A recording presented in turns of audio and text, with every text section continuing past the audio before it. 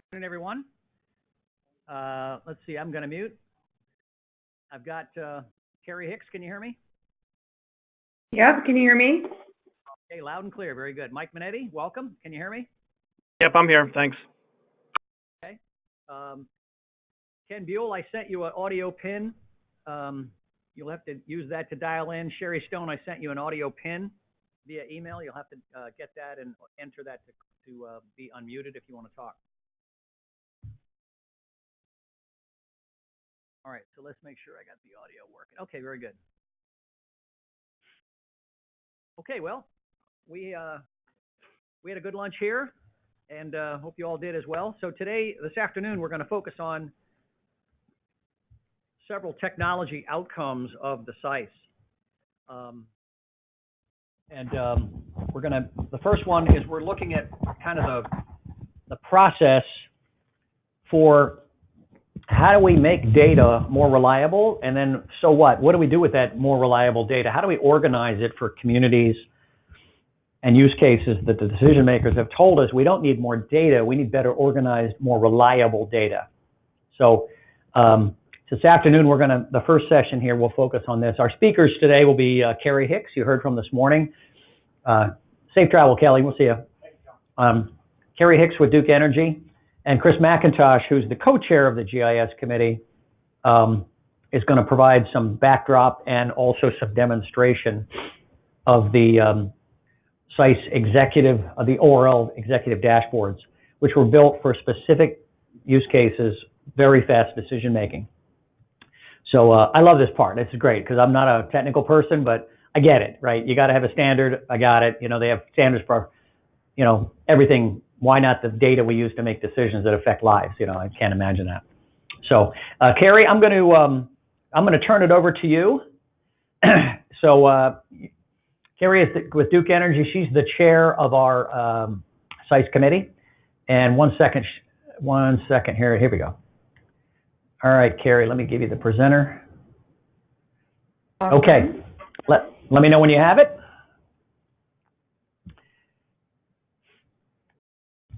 Okay. All right. 1 second, and I'm just going to go into Do Not Disturb. There we are. Can you all see my screen? Yes, we're good. Okay, perfect. All right.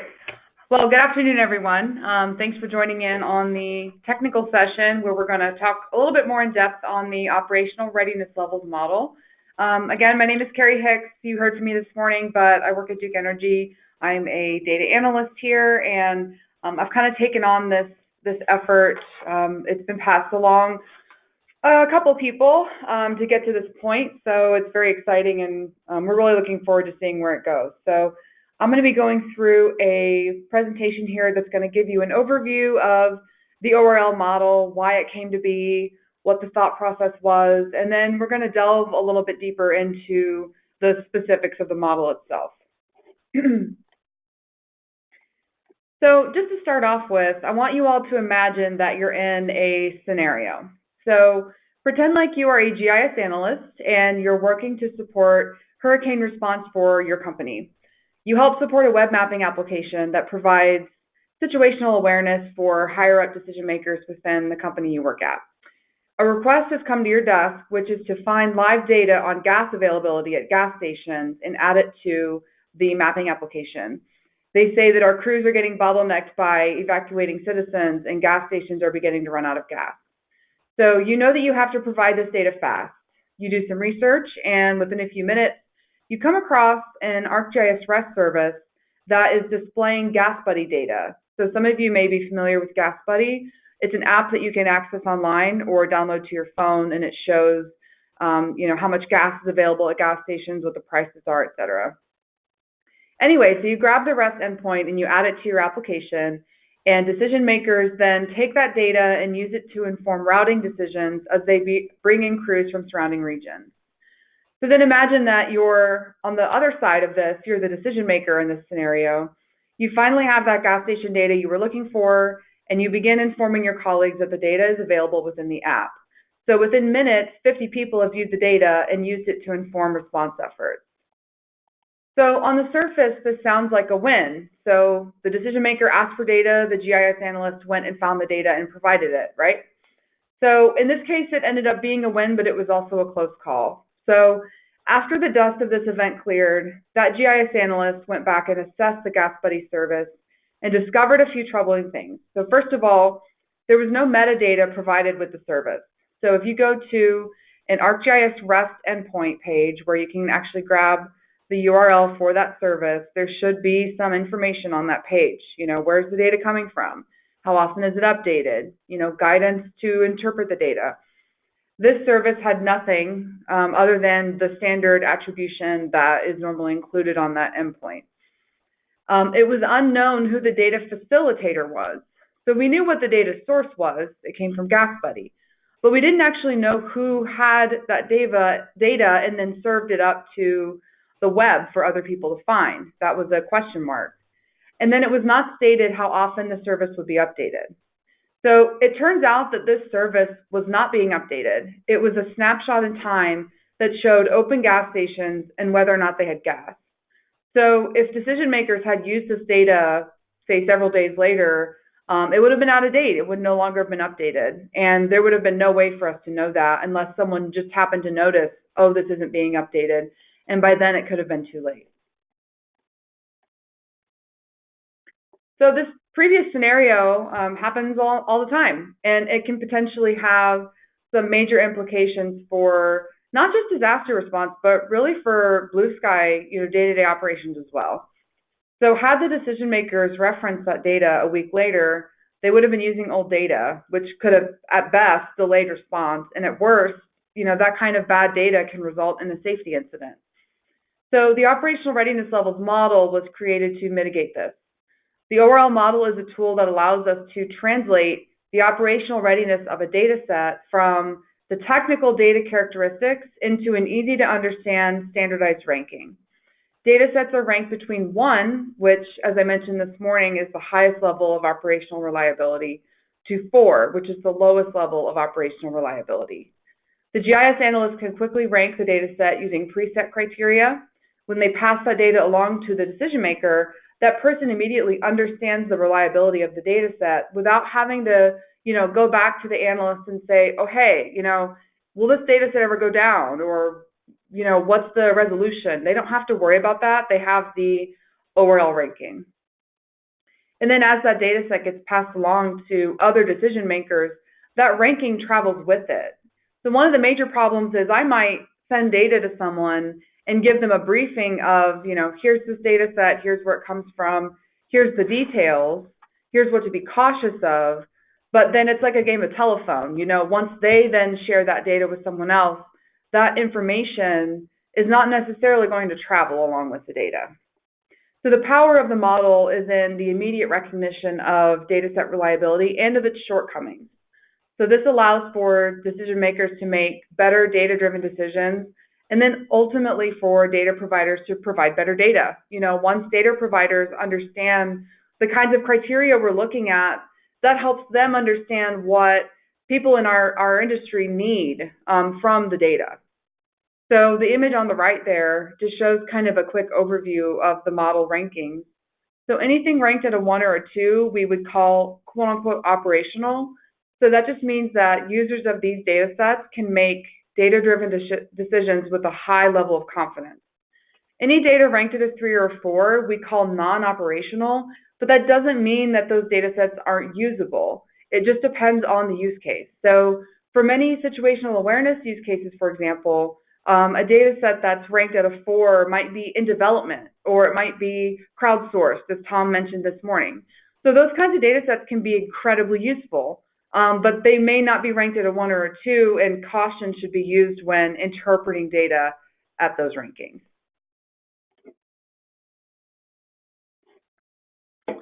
So this slide just shows an overview of kind of the benefits of implementing the ORLs. So there's actually a lot of benefits for GIS professionals. One of them is that it empowers us with a built-in questioning attitude when we're discovering new data. We want to avoid the scenario that I mentioned earlier where there's this crazy time constraint and you're, Googling and trying to find information and then you run with whatever you find. Because even though that might seem like a great thing that happened in the moment, it can actually have disastrous consequences if the data is not right or if it's not being updated in that, as was in that example. So just having that, attitude of, wait, let's slow down, let's discover something about this data. Where does it come from? How operationally reliable is it? That is very, very important to have that kind of questioning attitude, and it helps avoid those kinds of situations. And then obviously just the standardization of the processes and the communication of data set reliability. Again, we're sitting down and we're telling someone, oh, be careful of this data set because we noticed it went down 20 minutes yesterday. We don't have to do that. That kind of information is easily understood within the overall ranking. If a data set's going to go down for 20 minutes in the middle of an event, it's not going to be ranked at a 1 or a 2. So it's just packaging that information and delivering it in an easy to understand way. And then for GIS people, it reduces some of the liability risks. So if we send bad data to someone, even if by accident, and they use that data to make a decision and something bad happens, that could fall back on the GIS person who sent the data.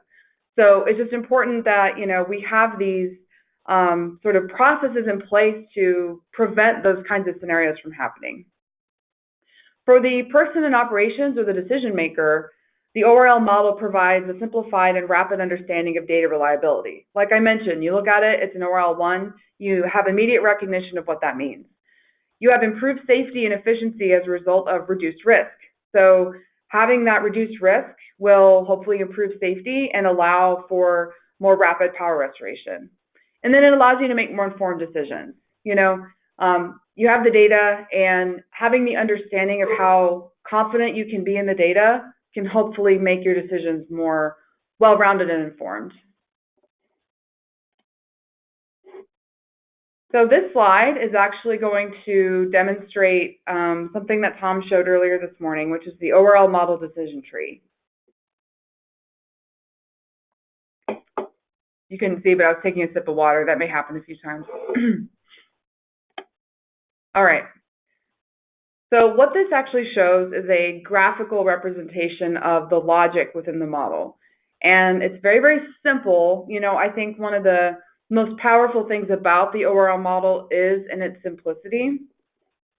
So the way this works is you start at the top left and you ask these yes or no questions. And as you answer them, you either move down, which means that you're staying at an ORL 1, or you move to the right, which means that you're being bumped down a level. So for example, at the very top it says trusted and vetted source. So if the answer to that is no, which basically what that means is I don't know where this data came from, we would rather not rank that on the model at all because we would rather not use that at all. If you don't know where the data is coming from, it's like opening an email that you don't know where it came from and then clicking on an attachment, and then taking down your entire system with a virus. We don't want to do that, and we don't want to use data if we don't know where it came from. So that's just kind of negating that entire possibility by saying we're not ranking it until we find out. Moving down the list again, we have questions about security, whether or not it's SSL encrypted or if it's HTTPS. If it's yes, you move down. If it's no, that bumps it down to an ORL 3. I don't find very many services that are not HTTPS anymore, but I do come across them sometimes. So it's important that we include that. We have questions about interoperability, which the next slide is actually going to go into more detail on each of these criteria and what they mean. Service availability, so whether or not the service has downtime, whether that's scheduled downtime or unscheduled downtime. Change notification. This has to do with whether or not there's some mechanism in place to inform the users of that data that there might be something changing. So I actually had something happen to me a few years ago. I had accessed it was live radar imagery, and it was a REST service. And at some point, they had gone in and actually changed the symbology of the REST service completely. It looked like not even the same service at all. And there was no mechanism in place to alert users of that change. So stuff like that, even simple things like changing the symbology is really important for end users to know, especially when that data is being used in, a time-sensitive or, outage restoration kind of use case. Verified and tested. So you will come across data sets that are in development phase. These can be super useful, but we would automatically rank those at a 4. So anything that is in a testing or development phase, it's not operational, it's not in production, that's ranked at a 4. And the reason for that is because those data sets usually don't have the same level of support. So you're not going to get like 24/7 support on data sets in development phase. There may be errors or bugs in the data that have not been discovered yet, things like that. We just don't want to rank those at a 1 or a 2. And finally, there's the question of how complete is the metadata. Metadata is defined as data about the data. So if you go into, for example, a REST service and look at all of the information included there, you should see things like the data source, the temporal resolution or the latency of the data, the spatial resolution, all of those things should be included in the metadata.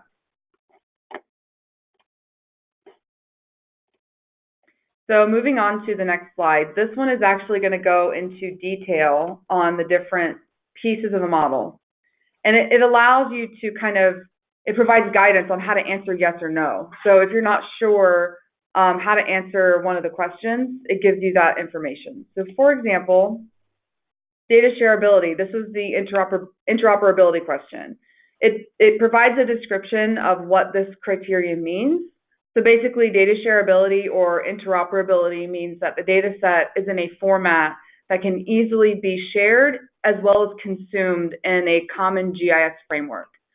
So for example, we would say that an ArcGIS REST service is probably like the most interoperable data format out there, primarily because the vast majority of GIS professionals use Esri, and even those people that don't use Esri, maybe they use open source GIS software, they can still use the ArcGIS REST service. It's just considered a standard.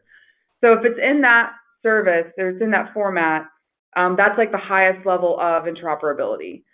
But then you may get mostly interoperable data formats like a shapefile, a geodatabase, or a KNZ. So those are also great. I mean, those can be easily consumed in a GIS. It's just not as rapid as a REST service. Things that do not, we would not say are easily shareable or interoperable within a GIS. Those would be Excel documents, CSVs, text files, images, or PDFs, anything like that where, you're going to have to actually, for example, if it's an Excel file with latitude, longitude coordinates, you're going to have to do some work, easy work, but work nonetheless to, project those onto an XY table and publish them as a service. So, and then even worse, if you get a PDF document or a Word document that has a screenshot of a table, which I've gotten that before, that is completely not interoperable in a GIS context. So it just provides some guidance here on how to interpret that criteria. Let's see, another one that is worth diving into is metadata completeness. So we kind of list out some of the components of metadata we expect data to have. So latency and temporal resolution is very important. They're slightly different things, but we group them together. Temporal resolution refers to how frequently the data is collected. So if the data is, for example, coming from a sensor or something like that, the temporal resolution would be once every day or once every hour, something along those lines. And then the latency actually refers to how often the data is refreshed for the user. So you can have different temporal resolution and different latency. For example, you may have a temporal resolution that's once per day, but the latency is refreshed once an hour. Those kinds of scenarios can exist. But it's important that users know those pieces of information. Spatial resolution is important as well. If you have a data set that is imagery and you're wanting to look at poles, but the imagery's spatial resolution is too large for you to see poles, then that doesn't help you in your use case. So that's important information as well. And then guidelines for interpretation. So we want our data that we get, whether it's a REST service or not, to provide some kind of easy to understand guidance for the user so that they know how to interpret the data. I know sometimes I've gotten data sets from maybe the National Weather Service or NOAA or, what have you, and there's not a lot of information on how to actually interpret the data in the service. Although I've noticed that getting a lot better over time, so that's great. But that's definitely important as well. And then of course the source. So this is important too, is there is a data facilitator, that the facilitator be named as well. So the data source might be USGS, but the facilitator might be, the California Department of Agriculture or something like that. Sometimes there's different entities that are responsible for sourcing the data and then providing it to the public. And then contact information. So it's really important that if there is a question that needs to be asked about the data, or if there's an issue, that there be contact information provided for the user. I don't see this a whole lot. Sometimes I do see it though on, NOAA data sets. They'll have the IDP GIS email address provided, which is super helpful. I've actually emailed them a couple times. But that's something that we're wanting to encourage data providers, is to provide some kind of contact information. So it provides you some guidance here on how to answer yes and no based on the presence of these different criteria. And I think that's all of the more complex ones. I'll talk about service availability. So this one's a little tricky because you're not always going to know what the service availability is for a data set that you find. So we define it, if you answer the question as yes, that means that the service must be available at least 95% of the time.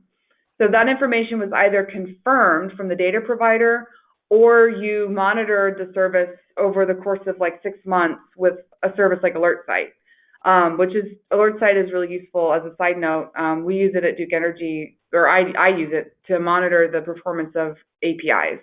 So something like that can be used to say, okay, on average, the service went down, 2% of the time. During these peak hours, during the storm, it went down for 10 minutes overall, and that can help you come to that level. But most of the time, I think we need to get that information from the data provider. So one thing I'll mention, as you go through and answer the questions in the form that we're developing, it gives you the option of saying, I don't know. So if you don't know the answer, like I don't know what the availability is for this service, it's basically going to calculate it like a no answer. So I think in the beginning, as we start using the ORL model, especially, as we start developing it for others to use, most data sets won't be a 1 or a 2. They'll be a 3 or a 4. But the hope is that as time goes on, data providers will get the input from the users like us, we're their customers. And we can say, hey, this particular piece of criteria, whether that's service availability or what have you, is consistently causing data sets to be ranked lower than they should be. Maybe you guys can kind of help us out and provide that information. And then hopefully they would go and then improve whether it's the REST endpoint or the support behind the service, to improve that and then improve the ranking in return. So this last slide just shows a couple examples of, and I know Chris is going to show some dashboards as well, but this is just an example of a couple data sets that we have ranked at an ORL level of 1. These are really, really solid data sets that I've personally used a lot, and I'm sure many of you have seen already. So I'm just going to wait for this to load here.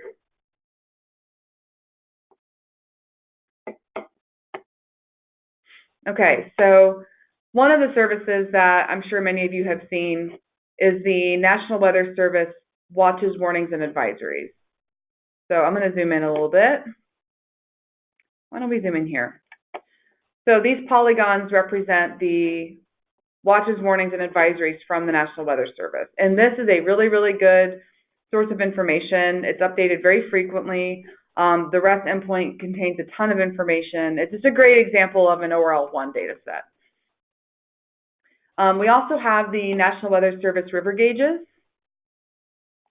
We've got the Now Coast Tropical Cyclone Tracks Watches and Warnings. Obviously, that's going to be a boring data set right now because it's not hurricane season anymore, really. But here's the stream gauge data set. This is another one we use a lot.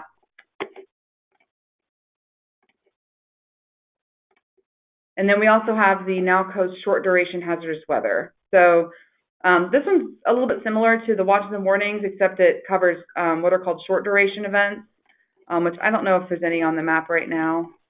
I'll zoom out and see. I don't think so. But those are data sets that we would just consider would be ranked at an ORL of 1. And with that, I will finish my part of the presentation and turn it over to Chris.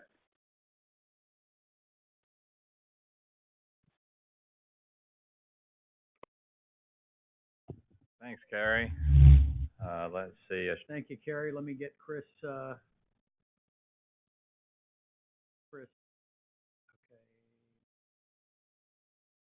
Get as close as you can, Chris, to your mic so they can hear. Okay, thanks. You should be good. All right. Let me know if see my screen. By the way, before you're loading up here, any questions for Carrie in the ORL standard group? Okay. All right, you guys can see it? Good. Yeah. All right. The new Mac update is, if you haven't discovered the challenges with webinars and the latest Mac OS update, you're lucky. I kind of call in a little bit of an alibi on this because I was just going to go straight to the dashboards, but the conversation that was had right before lunch, I think it's important to touch on. Doug and Carla and Tom brought up very important points about the use of the marriage of plans, policies, procedures, and technologies. And so Tom and I did a webinar a little while ago, and I just want to touch on these few slides really quickly to kind of follow up on that conversation, and then we'll go to the SISE dashboards to kind of show how this could be all brought together. So we titled this 4 Secrets You Didn't Know to Get the Most Out of Your GIS Investment. Almost, as Carrie said, most organizations have invested in some sort of GIS software, an Esri tool or an open source tool or something. And the key to this is the 4 secrets you don't know are that it's not about the GIS. So here's the problem. You have massive amounts of data available to you. The SISE and the GIS working group, as we're going through things, massive amounts of data to sift through. Where are we even going to start vetting ORL data? And how do we turn that data into information? How do you decide where to start? And you also have technology options. Every day something new is coming along. Drones, Internet of Things, AI, machine learning, cloud computing, big data. I got a briefing this morning on the train on the way up here on Amazon Web Services' new SageMaker tool, which blew my mind what it can do. It's like Watson on steroids. And it's incredible. How do you make anything of it? So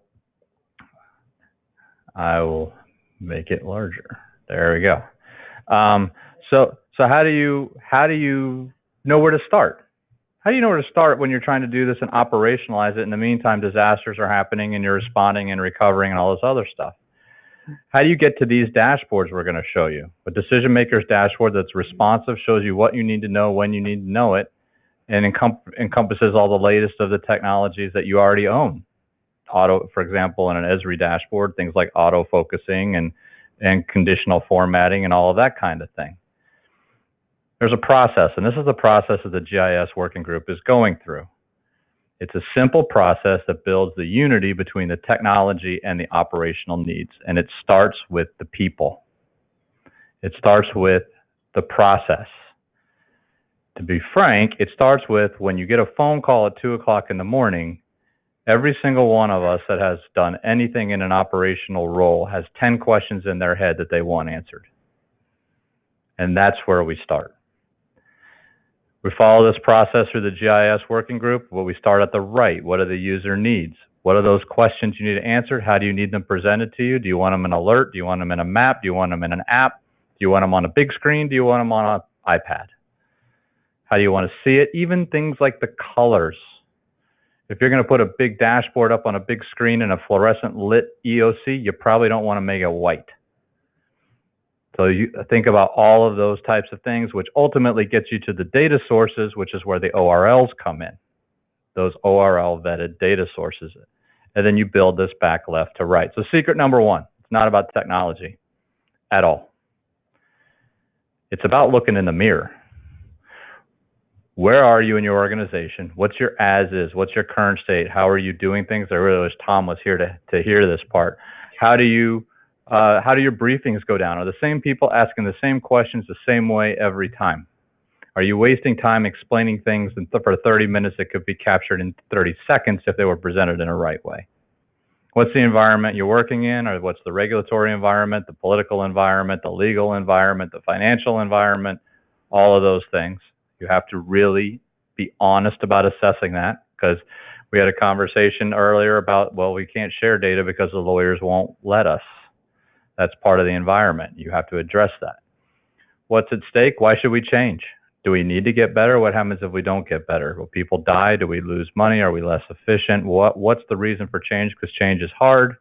And then what's the 2B? What do you want to be when this is all done? We want to be the fastest, most effective information sharing and decision making organization on the planet. Put a line in the sand and finally develop a strategy to get from here to there. So it's not about technology, it's about process, it's about vision, it's about goals, and it's about honest self-reflection. This is the interoperability continuum. The conversation that Carla and Doug and Kelly were having earlier today, for those who heard it, is about this. This was built about after 9/11 to address the interoperable radio communication issues that happened in New York City. And what they found is it starts with governance and standard operating procedures, process, then technologies. So what we're doing these are our use cases. Governance is the All Hazards Consortium, the SISE Working Group, the GIS Committee. The use cases are the standard operating procedures, and then we're applying technology to those. After that, you train and you exercise so everybody knows how to use them, which leads to that bottom row of daily usage. So secret number 2, do an interview. Talk to each other. What are those questions you need answered? Why do they matter? What are the variables? What do you care about? What do your bosses care about? What do your other stakeholders care about? Who do you need to provide information to, and who needs to provide information to you, and why? And then write it all down, because you've just done a requirements document.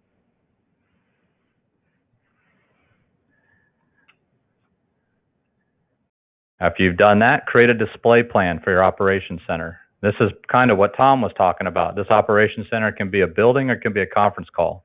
Doesn't matter, but what it should be is consistent. So no matter what, when we walk into an operations center and we're responding to a approaching hurricane, that place should be, all the screens in that place should be configured a standardized way. If you're on a conference call and you have partners from across ESF 14, that conference call should be configured in a standardized way. Why? Well, 2 reasons. 1, people get used to it. They know what to expect. They understand what they're looking at. They know how to answer their questions as soon as they walk in the room. The other thing is, it's a requirements document. Once you decide that you've created a display plan for your EOC, virtual or otherwise, that has to be maintained, updated, kept up to speed. Your technology people know that the tools will be used. So as Carrie said, things like REST services change, those will be kept up to date because you know they're going to be front and center in your EOC. So this and the playbook drive all the work that comes after it. So if you say on our conference calls, we need everybody to know the status of the critical infrastructure across the affected area, and that's going to be front and center on our virtual operations center on the call, you've just created a requirements document for the GIS and technology teams to build, sustain, and maintain, and train. These are not technology issues. This is what one looks like for one EOC. They have a big video wall, and they have 4 dashboards on it, and this is what they are on daily operations every day. And it changes when they have an incident response. And this is how they're set up. So anytime anybody walks in there, they know what they're looking at, why they're looking at it, and they know where to find it. Consistency. And how it all comes together, we don't need to go into that in detail. Last thing, and this is the most critical. Most of you don't know what you own. You have no idea the capabilities of the tools that you pay for. I used to work for Esri. I was a director of public safety at Esri. And I can tell you from firsthand experience, you do not have any idea what you own when you buy the ArcGIS platform. And that goes for WebEOC, that goes for broadband communications, it goes for all of these things. So before you go trying to find another point solution, make sure you know what you have and the things you already pay for. Okay, enough slides.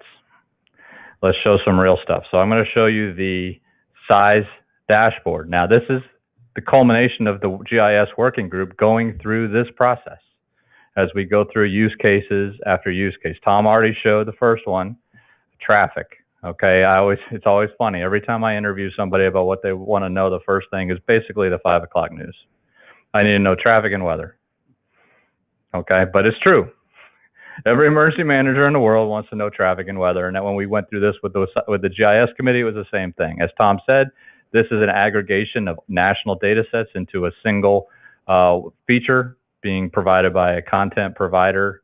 And so you're getting the entire country. Everything I'm showing you, by the way, is live. This is real. These aren't slides. And this is the entire nation. Traffic, construction. There's about 75 different things in this data set. We're showing you 4 indicators, but you can pick a whole lot of others based on the questions that yours particularly need answered. The other one, weather.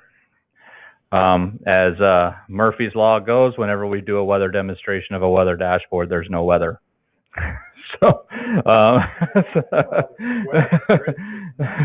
So there is absolutely nothing going on. But trust me, this thing really goes crazy when there's a storm. One of the things that when we did this, one of the requirements was back to that display plan is I need to know on the big screen when there's something on there that I care about. So these things up here, these green icons, turn red when there's any one of these types of warnings within the visual of the map. Tornadoes are a big deal, less so this time of year. Of course, there's no tornadoes. There haven't been any tornadoes, but trust me, this thing picks up tornadoes in the last 24 hours, and there hasn't been one in the country, fortunately. But there is flooding. So this is that flooding data set that Carrie mentioned, the ORL1 data set, but this is now in an information dashboard where the requirement was I need to know when flood gauges are above action stage. I need to know where they are, and I need to be able to zoom in on them and be able to tell exactly what body of water they are and do they affect any of my infrastructure. For our friends in California, earthquakes are always a very big deal, so auto-detecting earthquakes. This is filtered at a magnitude of 2.0 or greater. There is no tropical weather, so we'll skip all of those. Fires. Fires are a big deal. So this is a way to detect fires. This is using information coming from ORL4, social media, and ORL1, the National Interagency Fire Coordination Center in Boise, Idaho. So this is a marriage of 2 different data sets, completely different ranges of the ORL scale, but brought together to provide information to you.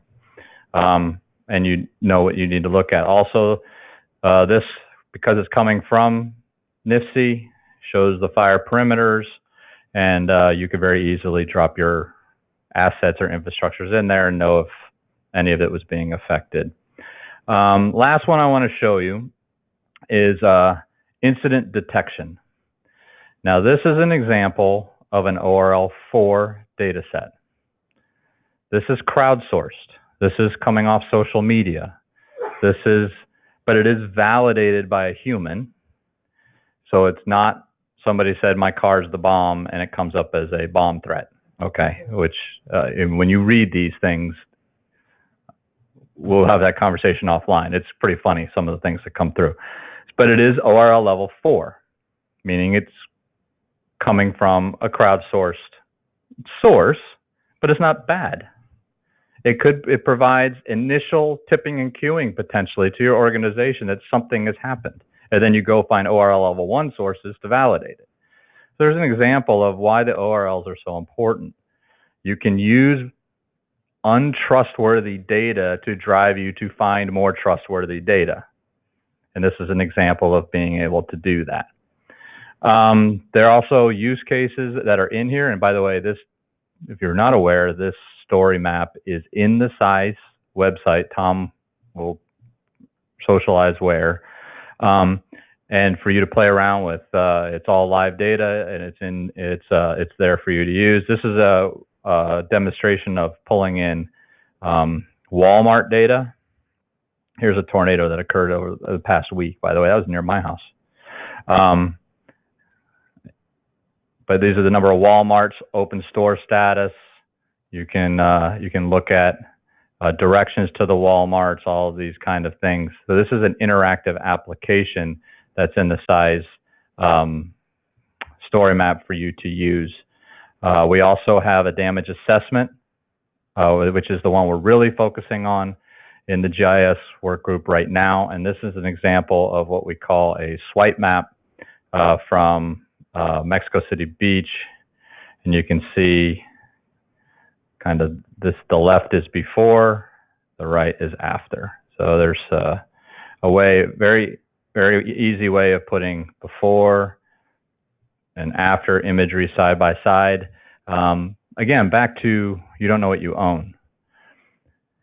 I often hear people talk about we need hardcore image analytics tools and change detection tools in order to use satellite imagery for analysis. Well, you have two of them in the front of your head. And if you can put two maps next to each other and link them up, I can pretty much see that there's damage here, right here.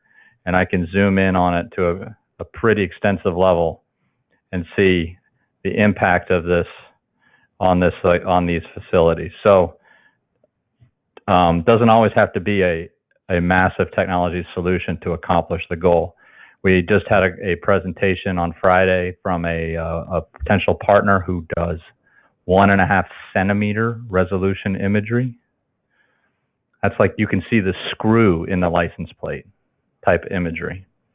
And we're very excited about the kind of things that we'll be able to provide through the SISE to do things like this, which would provide really quick first look after an incident. So this is an example of using those ORL data sets that Carrie talked about, pulling them together into information products based on the questions you need answered, and hopefully to drive the configuration of your operation centers. That's how it all comes together. Now, there's one downfall of this, which is it's sometimes hard to share in the Esri ecosystem. But fortunately, I'm going to turn it over to Dave Jones, who through his product that the SISE is using to share information with other people like the Department of Homeland Security, fills that niche.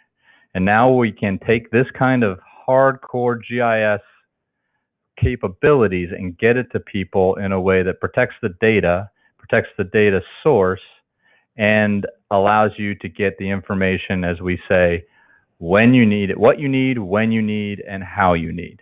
So with that, I'm going to turn it over to Dave, and he'll show you GeoCollaborate.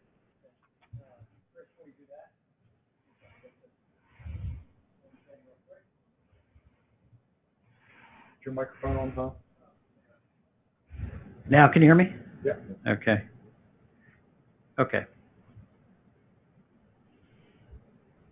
Okay, so for the non-technical people, I'll put this on the screen here. So at the bottom, you have data sets. So we have hundreds of categories of data sets, right? We've been collecting them every storm. I've told this story 100 times about I'm downstairs on the 3rd floor when Florence hit, and Chris walks down and says, "Hey, do you think you guys can find high water vehicles?" Duke is requesting high water vehicles. When we peeled the onion, I was thinking like National Guard trucks kind of thing. It was track-driven vehicles to set poles in swamps, in water, flooding areas, right? Yeah, so it took us about an hour. We found every distributor of that in the country. It's public information. We just had to focus and get it. But there's data sets down at the bottom. What we didn't have was in the middle there, the ORL ranking. So we peel off the 1s and 2s, and we'll work on the 3s and 4s later. Then they go up into the use case. We align it to the use cases because one data set might appear in 30, 10, whatever. Then we go to the solution, the app on the phone, screen on the dashboard, the tool, whatever it is, then the result. If we don't get a result, we've missed it, right? And what's the result? Is the customer coming back to me, and that was really helpful. Getting it, okay, we got a result there, okay? So this is the methodology that we want everybody to use. I thought everybody's using it, but they're not because they don't have the ORLs, right? And if you have a dashboard, I'll go back to Chris's dashboard for just a minute. If you don't have a dashboard that is running on reliable data, then you basically are putting yourself at risk. So I want to pause and see if we have any questions for Chris or Carrie before we move on? Greg. So I got a softball question for you guys. So as we go through each event, whether it be a hurricane or whatever that event may be, is there a way we can actually capture that in our kind of storyboarding and kind of put that in a library so that we can go back, hey, if a similar event is coming up the coast, we know it's coming, pull that last one up and say, look, this is kind of what happened. Is that something that might be helpful? So to answer your question, and there's two answers, and then I have two answers, and then I'll turn it over to Carrie. Yes, the All Hazards Consortium is standing up their own infrastructure. So once we create these things, we save them, and they'll be there for the next time around. However, we need to document what it was used for, how it was used, did it work, what needs to be changed, so through an AAR process and all that. The other challenge, though, that I think you're touching on is because all these are now live. So it's not like I print out a map and then I can keep the map and be able to look back at what the map said at noon on the day before landfall. Except you don't know what you own. There is a capability buried in the GIS platform called Snapshot that actually allows you to take a snapshot of a live map. And it's not a picture. It's the web map with all the data contained in it, all the services contained in it, in that moment of time. And so we can keep those on All Hazards Consortium's, on the SISE's infrastructure. So we could actually be able to use that to go back and do the AAR, because we'll know exactly what we were looking at a particular time. And I mean, when I mean it's live, it's the web map, meaning you can zoom, you can pan, you can interact with it, click on it, do all the things you could with one of these dashboards, but it's frozen in that moment. Pretty cool. And it's, if you have an Esri platform, you own it. You just don't know it. So those are the two ways that I would answer that. I don't know, Carrie, do you have anything else? I think you pretty much covered it, Chris. One thing I'll add from the ORL perspective, as we start ranking data sets and we get, those rankings in for different data sources, we can actually start compiling all of those rankings and doing some analytics on it. So, for example, the form that I mentioned in my talk, Survey 123, it stores all the results of the form in what's called a feature service. So we can use that to say, okay, what tends to impact data sets and make them, ranked lower? Or, is there a time element to this? Like data sets during a certain event tend to be ranked at a certain level. So I just wanted to mention that as well, that we have some interesting analytical capability because of the platforms that we're using. The actual demo.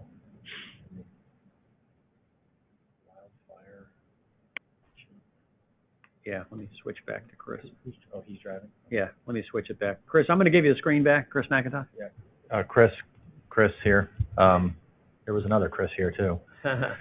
Can you pull up? There we go. So, if you could go to the wildfire tab that you had. Obviously, people are pretty aware that our industry is having some issues around the wildfires, particularly some companies in California. One thing that we've done over the last years in hurricane space is that when we know that there's a hurricane out there in the Atlantic, you got pretty good notification of that. It's on the news or it's on the Weather Channel, or we subscribe to various weather services. But we have time to prepare for it. We understand, okay, this is going to be a big one, so we should do something here at EEI. We should stand up. We have a storm center. We start working on unity of effort and unity of messaging issues. Make sure that we're telling the story as we prepare for the hurricane and then as we go through the restoration. But in the wildfire space, you don't tend to hear about the major wildfire until like that day or the day before, because maybe there's red flag warnings or whatnot. We are actively, and maybe this is recreating the wheel here, but we are actively looking for kind of a situational awareness tool that will do a couple things. It could identify wildfire from satellite imagery that is of certain size and proximity to our company's assets. So I won't pick on PG&E because they've been picked on enough. I'll pick on Southern California Edison. If we were aware here from a tool that X wildfire is Y miles away from Z substation or Z transmission line, that would be useful to us, because then it tells us, I don't know what the term you used, queuing and tipping and queuing. Tipping and queuing. Yes. Tipping and queuing. It would tip and queue us that, hey, EEI, you need to pay attention because your member is paying attention. It's not to alert them. It's more to give us situational awareness here, so we are in tune with what might be going on the ground. I don't know what data sets you have in there, or what, and you said you could bring in some infrastructure or other layers. I'm sure you could do that. My simple question after all that background is, it's great to have a tool that, if it's up in your EOC or you see it in front of you, you can see what's going on. But what about the like a push notification coming out of it? If, like an if-then statement, if wildfire is so big and so close to X infrastructure, then send an email to EEI to say, hey, EEI, you need to be, I'm tipping and queuing you right now to pay attention. So I appreciate the backstory, because that helps me know the question you're trying to answer. Right. The answer is yes. Okay. And that buffer can be set, based on the type of infrastructure. It can be based on the type of fire. You can create a buffer around the thing, or you can create a buffer around the incident. Right. Right. And then the data. So the data that you've got in this, this is 2 ORL 1 data sets and 1 ORL 4 data sets. So you have the NICC data, which is going to be slower than what you want. It's usually about 24 hours. Yeah. You have MODIS data. Are you familiar with MODIS? I do know that. For those of you who don't know what MODIS is, it was an old satellite system used to detect ICBM launches by their heat plume. Has been repurposed to detect wildfires. It's a Cold War era system. That's very fast, but it's not going to give you size, but it's going to give you queuing. Yeah. And then you have the social media data, which is going to give you a first-person perspective. So you put those three together, you get something like this, and then you get an alert that something is hit that's within 5 miles of substation, whatever. That's how this is done. And yeah, absolutely, that can be done. That can be done with any type of hazard beyond fires as well. Right. Okay. Yeah, I think that's one of the things the SISE working group's been talking about, is getting more predictive, right? Is everybody a lot of people know the current state. It's what could happen or what's coming. I think seems to be the anything we can do in moving in that direction can be helpful. I'm just going to go around the horn and ask for any questions or input. So, Mike Sapone, any questions or input for the group on the ORLs?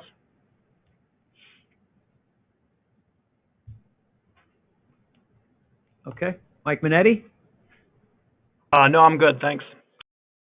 Okay, Sherry Stone. Nothing from me. Okay. Let's see, Rob Glenn.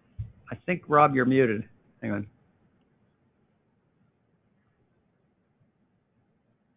Okay. Anybody in the room? So Carly Gammon from FEMA. I informally check crowdsourcing and the government sources and then time.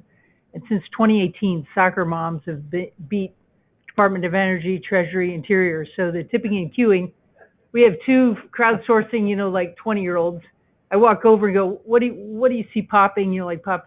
I call it the toaster oven. What's coming out of the toaster? They tell me, and then I go bug DOE or the Coast Guard or whatever to go chase it for me. So incredible, the soccer moms rule. So thanks. And they tweet. Relentless. Relentless. Tom Farmer for the Association of American Railroads. The theme under which we operate in our industry predominantly in our security plan, but also for emergency preparedness, is prevention is attainable. We believe we can prevent bad things from happening, whether they're from potential causes or natural disasters, by effective use of information. So the dialogue about the value of having an ability to understand and potentially see indicators of a developing threat in advance and have the right preparations in place perhaps to mitigate its effects is essential. And again, whether it's pertaining to natural events, to the extent that you can do that, we do it for these storm paths, for the hurricanes. Here's a concept of doing it where the conditions on the ground are more favorable for fire than they are at other times of the year. I can tell you a practical example how we do it in the railroad industry. We have a service that mines social media to get indications, and this is an intentional situation, get indications of those who are interested in targeting our infrastructure for blockades. So often we've got aggressive activist groups. They don't like some of what we move, notably crude oil. And so they'll set up direct actions and target our infrastructure, often either for blockades or some sort of obstruction that keeps the trains from moving. We have found that early indication, and these are groups that talk very openly on social media, early indication of what's coming has really tamped down situations in which we've had disruptions to operations.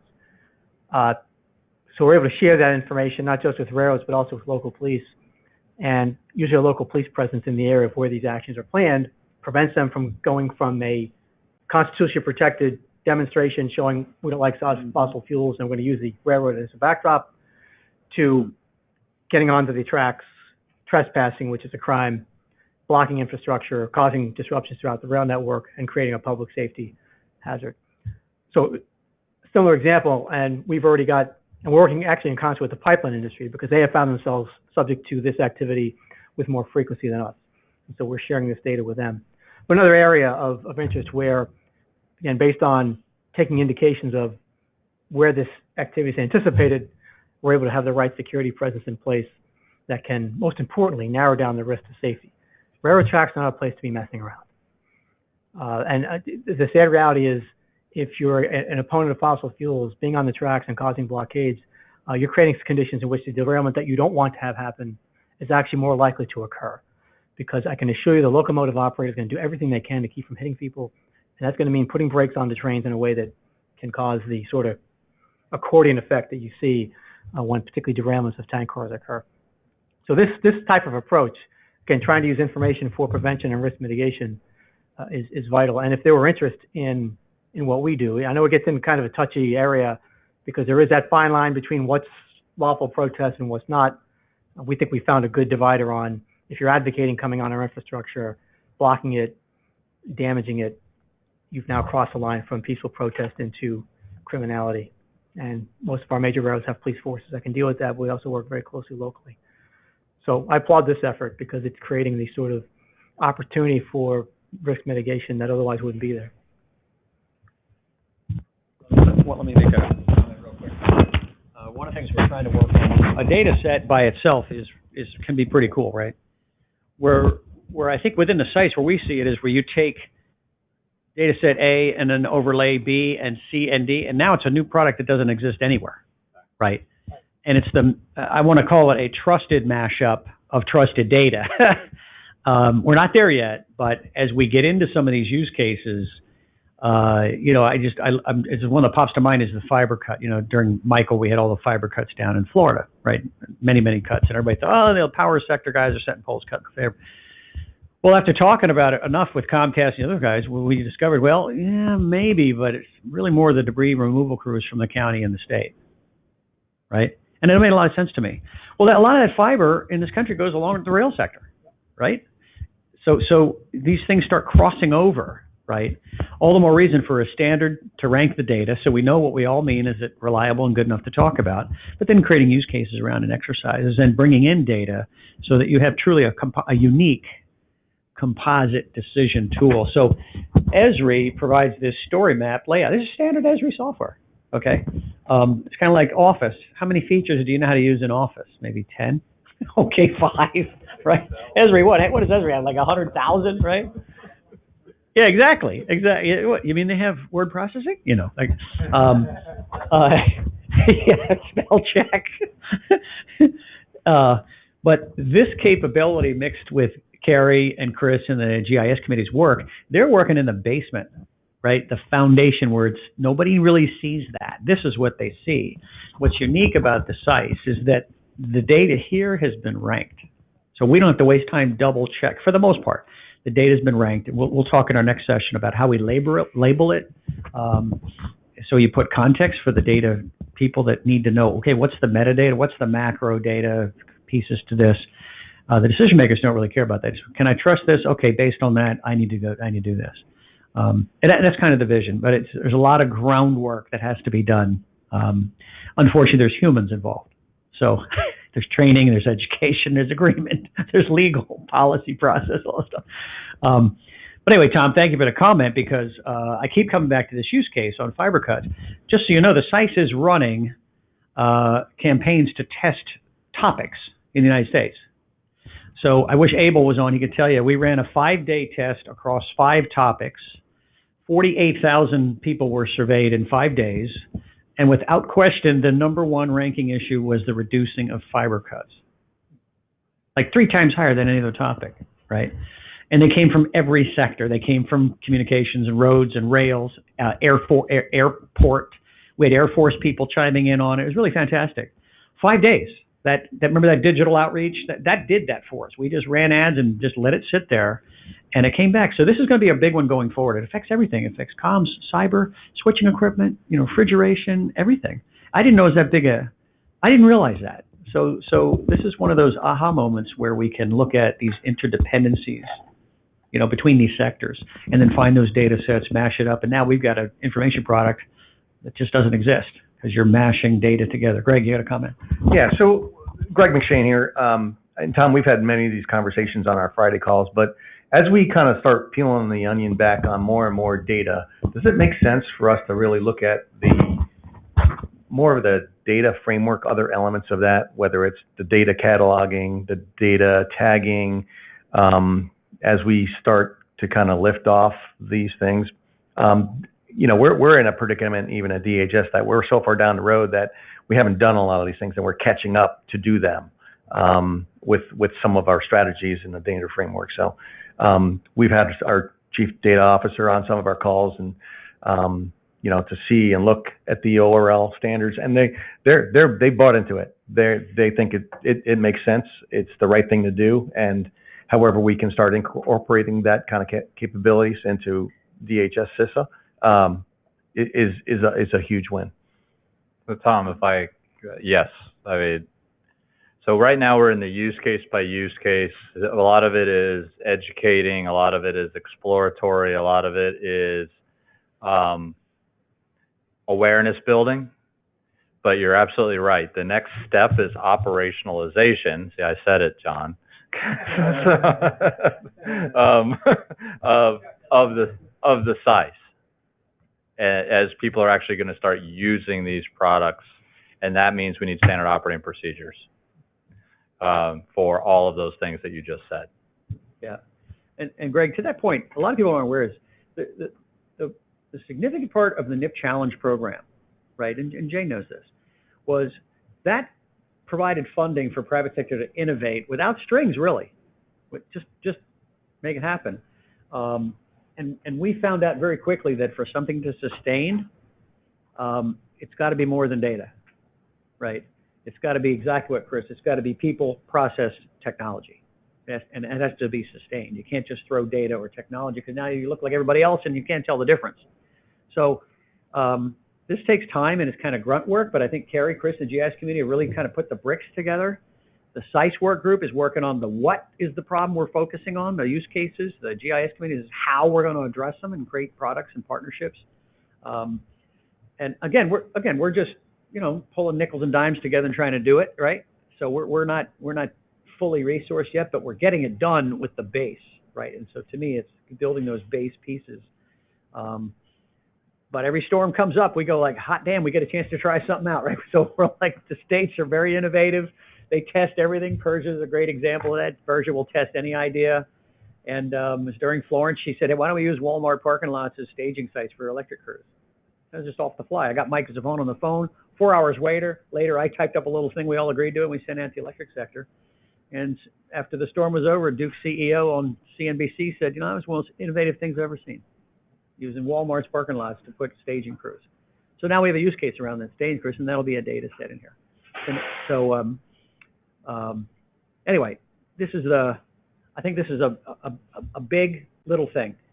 It looks little, ORLs, but it's like oxygen. It affects everything out there. So Carrie, thank you. Chris, thank you. I guess we can go right into our next session, Greg, about DHS and now how we're connecting to the SISE and the ORL process. So I'll turn it over to you. Yeah, sure. Thanks, Tom. Greg McShane here. CISA, Integrated Operations Division, all our new names, and acronym with an acronym, the SIOC, the CISA Integrated Operations Coordination Center. I'm the Technical and Facilities Branch Chief for the NICC, the former name. I'm somewhere in IOD. I'm not sure what yet, whether it even exists or not. So we're working some of those issues. But I wanted to kind of storyboard some of this. It was about a year ago, we were up here and kind of demoed our situation awareness tool that we were asked to kind of develop, and we were about a year into it. And when we first had some plus-up funding to do this, we had to really, really hammer out what those requirements were. And I think we were probably about 3 or 4 months into it, and we were hitting all the same stumbling blocks that the All Houses Consortium is hitting, and what's the approach. And we actually took a step back and we started looking at some of those use cases. And it was a struggle because some of the use cases had data, good data, bad data, didn't have data. There were data gaps in that.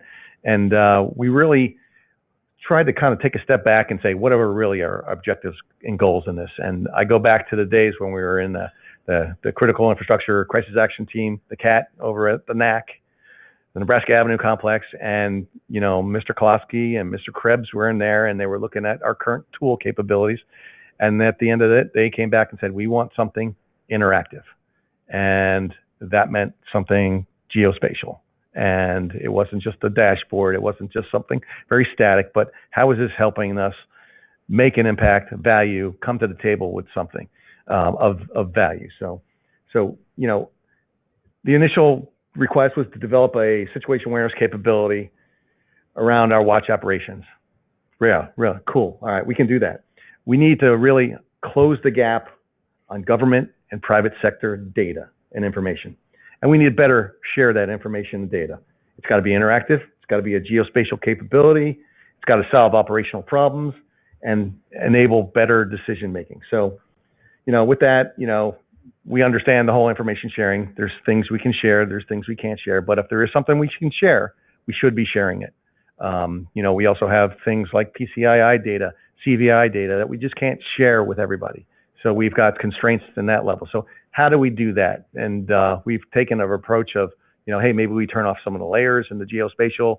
Maybe it's just confined. It's the standard operating procedures you would do with normally anybody else who has PCII data and that sharing.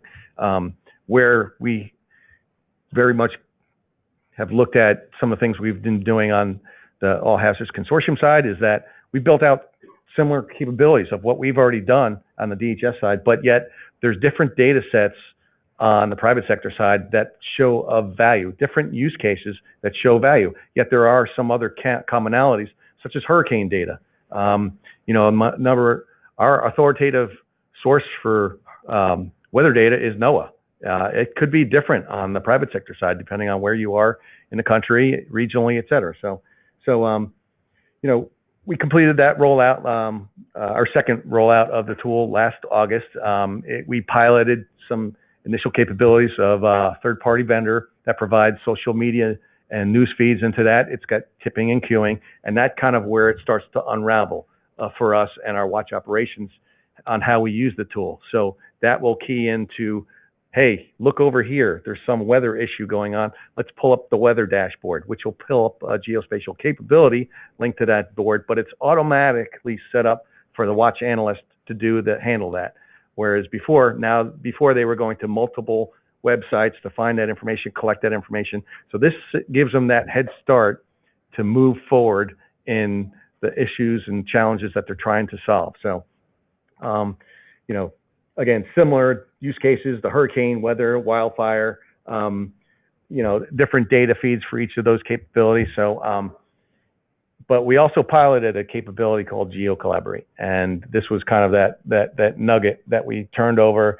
That wow, hey, this really, it's a game changer on not only the information you're looking at, the information you're sharing, and the capability to do that in a secure environment. We are looking at it right now. We currently have feeds coming in from the All Hazards Consortium into the NICC situation awareness tool, where we can see that information coming in from live from private sector. Again, we don't need to own everybody's data. We just need access to it to see that. But let me turn it over to Dave, and I want Dave to kind of walk you through some of examples of what we're kind of looking at and capabilities that provide value and impact to our situational awareness.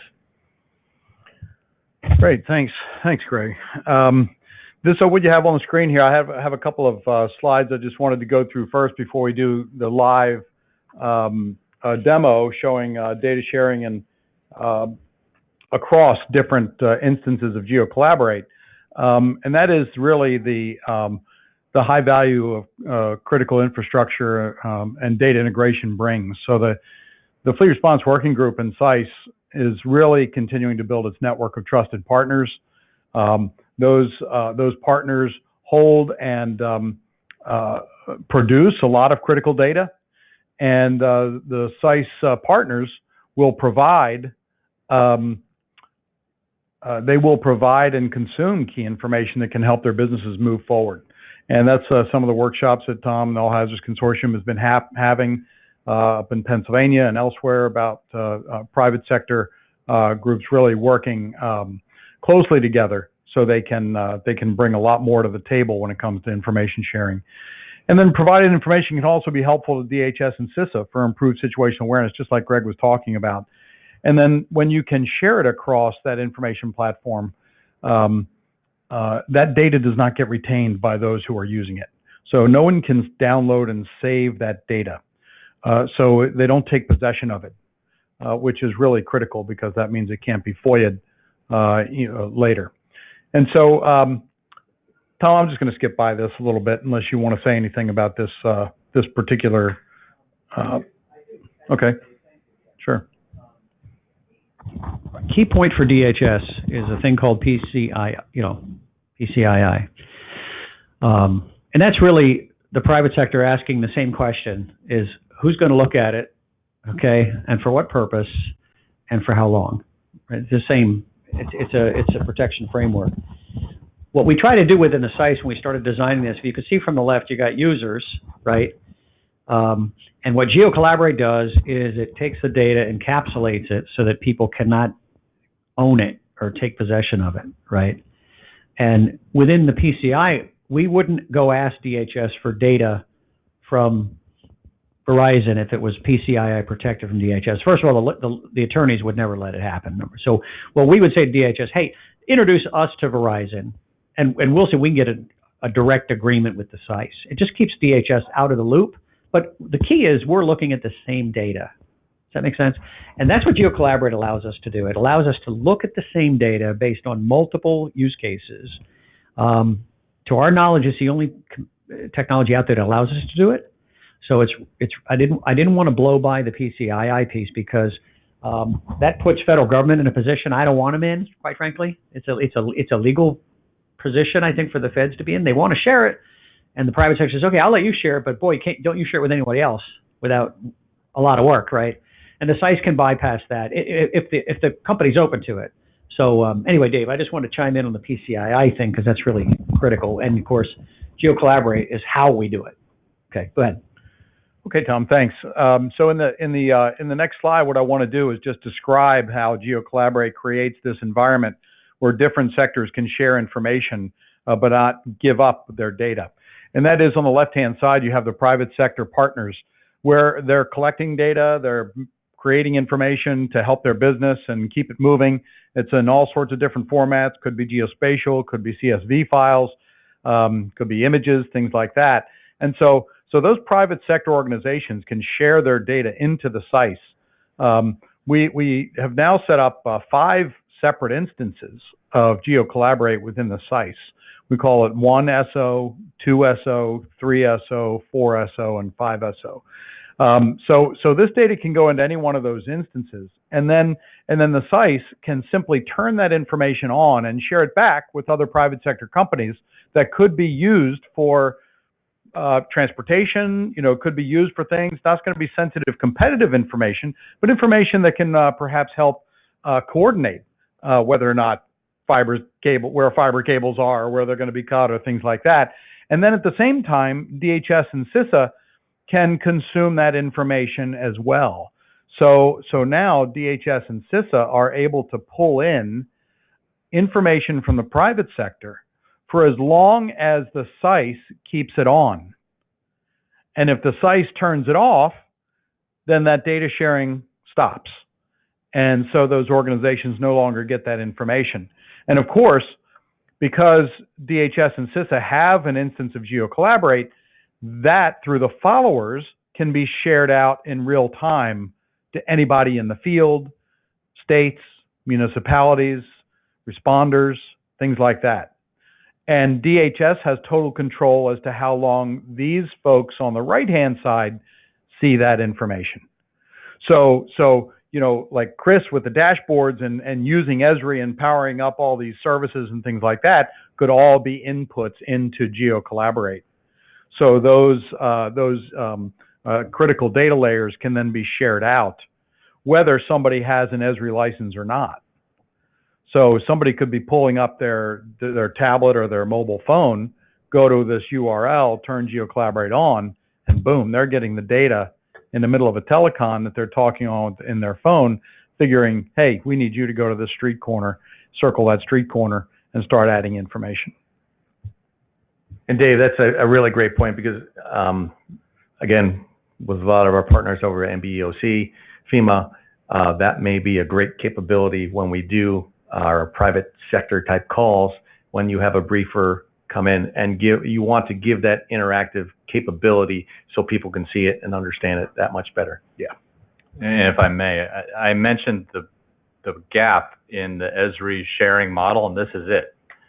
If somebody doesn't have an Esri license and you have not prearranged a connection between your Esri organizations, the only way to share information with that person is to make it public.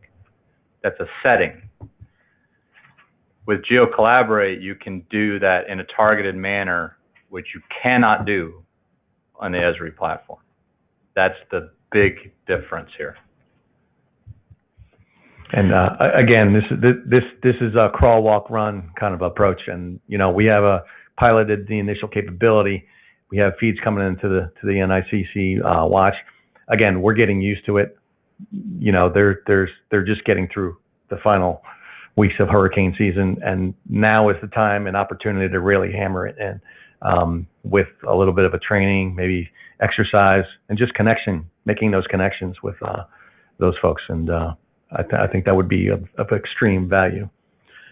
And the diagram here on the left-hand side for private sector to share data into the SISE, that's these data sharing agreements. You have these workshops building up these relationships with the private sector companies. And they're saying, we would like to contribute our data because why? We're going to get something in return. We're going to get a whole bunch of information that we can use for our operations, and we can help keep the commerce moving, but we can also share data out during this event that can help with all sorts of response. So these next couple slides are just a graphical depiction of what I'm going to show you live here in just a minute. So on the left-hand side, we have a SISE operations. This is a 1SO instance.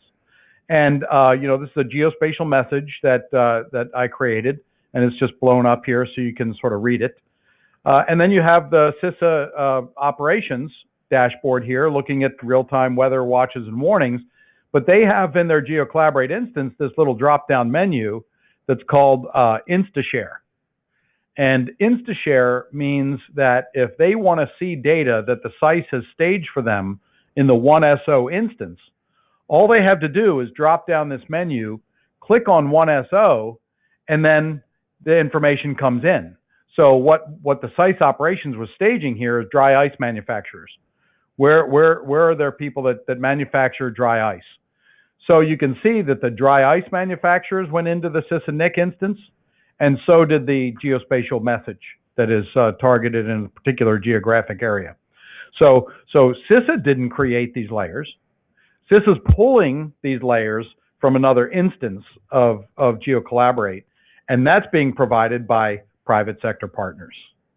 So now you have SISE, you have the SISE in the middle that's able to share this information out. And then when in the SISE operations, when they turn a particular data layer on, then that data layer is on for SISE to access. And when the data layer is turned off, and you put on one SO, you click one SO, that data layer disappears. So SISE operations. Let me make a comment. So you see that little pull-down menu on the right, folks, that says InstaShare, 1SO, 2SO. Think of those as use cases, right? So 1SO, instead of being 1SO, think of it as dry ice provider, commercial generator provider, or it could be fuel infrastructure, closed open gas stations. Okay, so this gives the capability to create a session around a use case, and so you can click on it and pull it up. But if that use case has 5 contributors and only 4 of them are sharing, the 5th set isn't going to show up. So this allows the SISE to stay true to its mission of creating a honeycomb environment where we can show a use case with specific data and people, and then lock it down, and then we keep them separate. So this is very simple, and I just like the on off button, right? I like that feeling. Okay, I'm in control of my data. I turn the button. I mean, you'll see it work. It's pretty simple. Anyway, go ahead, Dave. Okay, that sounds great. So this is an example of what Tom was just talking about.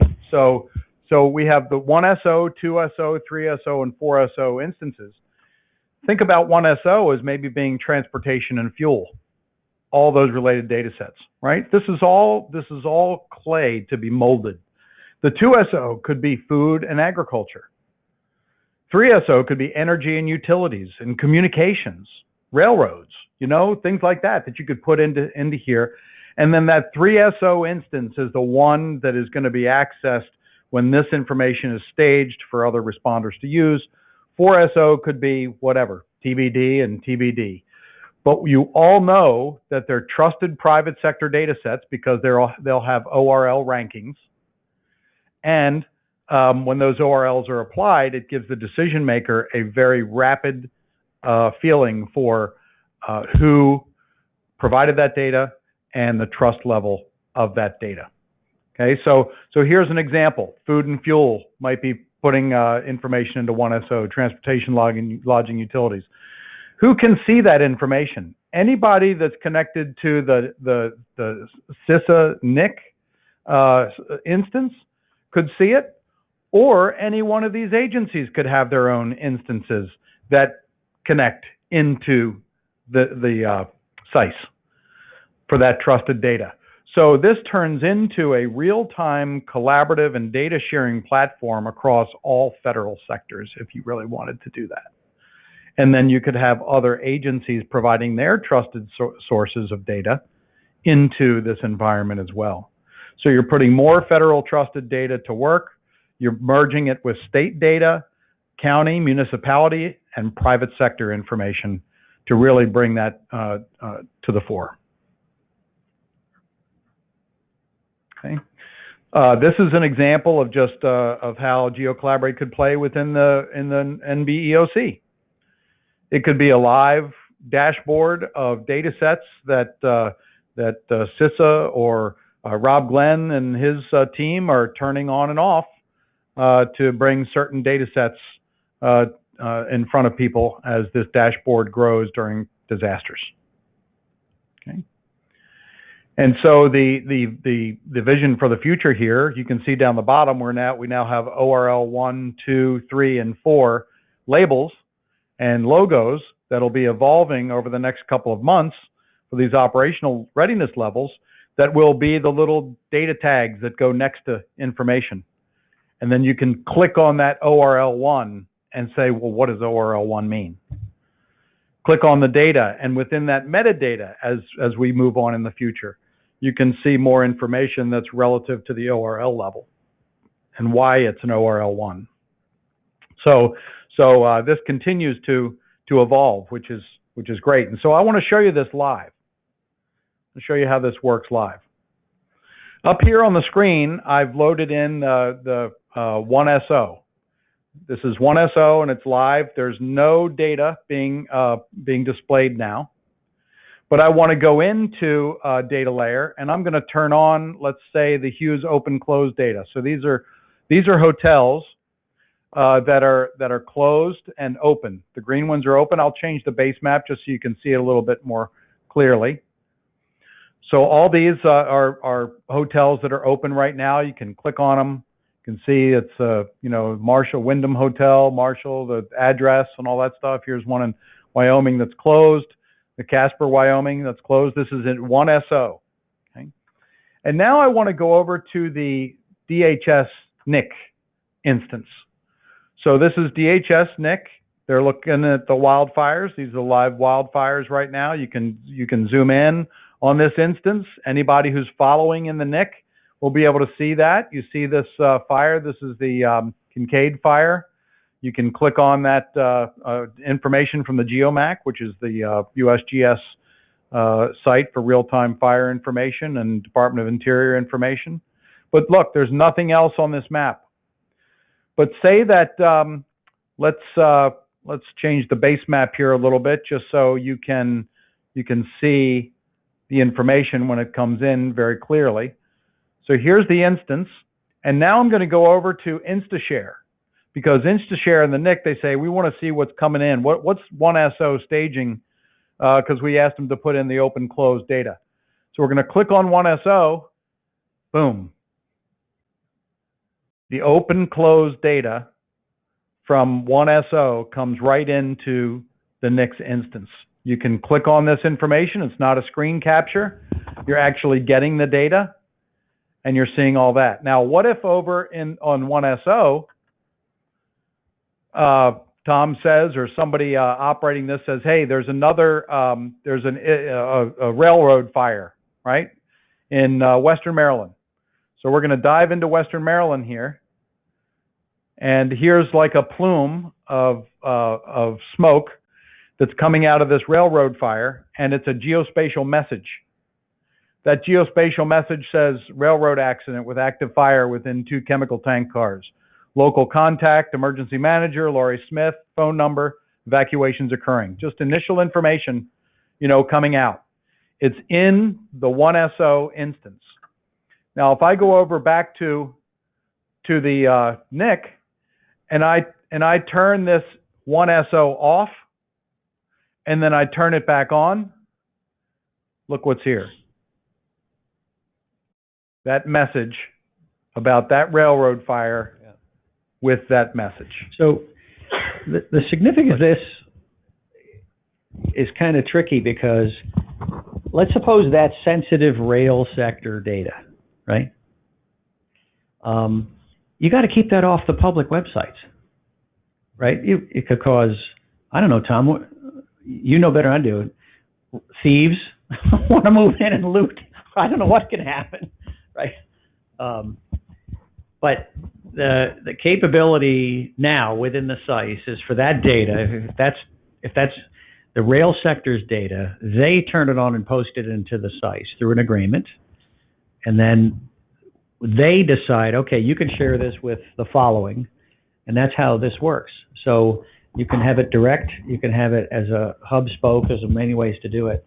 The great thing I think about it is that they're not getting that data. They can't download that data, right? They're just looking at it, and they can work with it, but they can't keep it.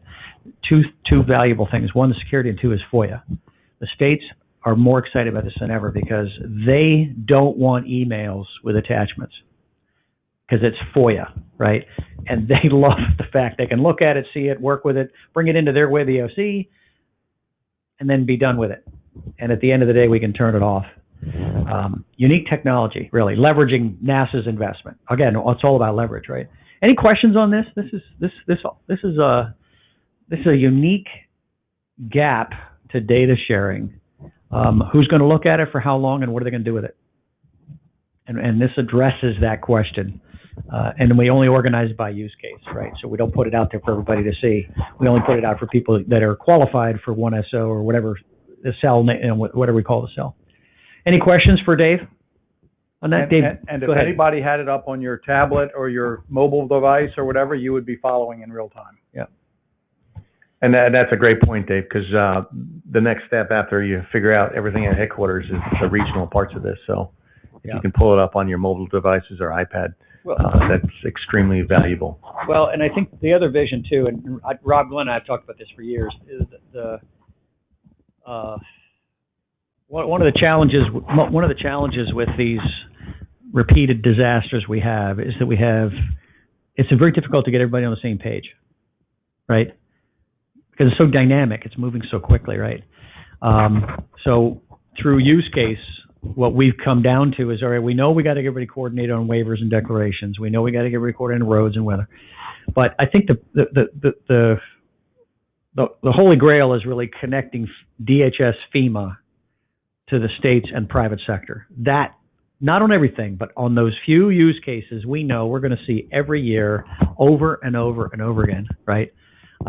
We're almost there. We don't have the state connection yet. We just got the NICC connected in, and I think we can get probably through the NICC some other federal agencies in the NBOC.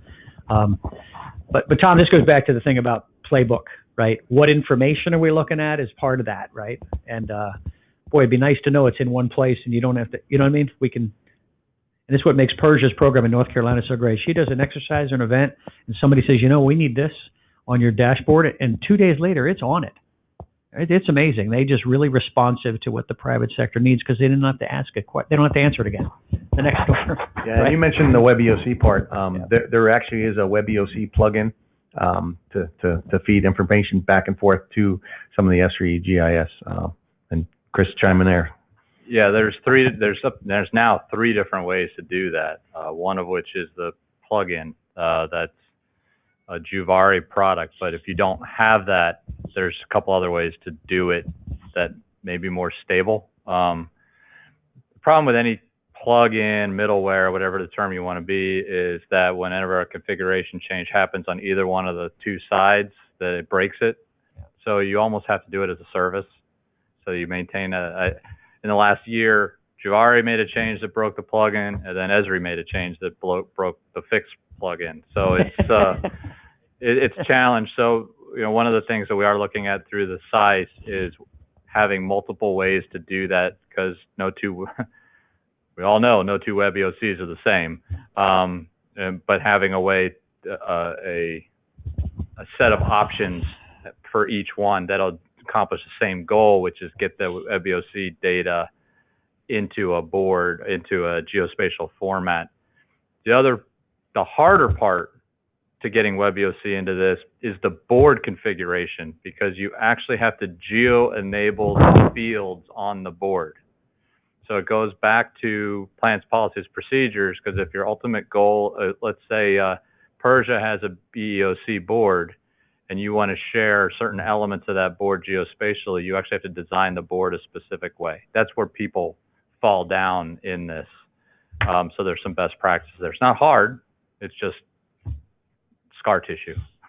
But yes, we can get all those WebEOCs into the SISE. The SISE then shares that information out through GeoCollaborate. That is absolutely technically doable. And Tom, you had mentioned the PDFs too. When they're trusted PDFs, what I did here is just turned on a state of Maryland simulating a state of emergency, and we do this actively now within the SISE when there's a storm coming. But you can see that within the state of Maryland, these links, state of emergency declaration. Click on that, boom, you get the state of emergency declaration that's been posted. And this is all coming directly from the SISE trusted, location where they're storing these declarations of emergency. Now, if I go back over into DHS and SIS's instance, and I turn 1SO off and turn 1SO back on, now they have the state of Maryland's emergency information. Boom. They can click on the state, and they can get the regional transportation waivers. Go back to that map for a minute. Tom, you mentioned something. This is important when people are bringing resources across state lines. We just need another 10,000 people to understand what the hell the electric sector's already done. Because what happens when they declare, the states will call me or call some of the people in the SISE workers, hey, we're going to declare at noon today. It's 9 o'clock in the morning. So we pass that out through our membership, right? Hey, get ready, to the core group. And when that thing comes out, it's vetted, it's signed, it's a valid PDF. What happens to all these guys is they go to a website, and the states don't post them all the same way on the website, and they pull down a press release. They put it in the truck, they think they got the waiver. They get pulled over, $1,200 fine in that state, right? So we've been using this capability for a while, but I just don't think enough people know about it. I think people moving resources need to really get a full understanding of that. Because you mentioned that, and you're right on the money, and there's just a big world out there. We just haven't done a great job spreading the word about it. Tom, if I could, Tom Farmer with Association of American Railroads. Yeah, I look at this platform, and we use the term operationalize. You're operationalizing a lot of the information now that's housed on the DHS FEMA dashboard.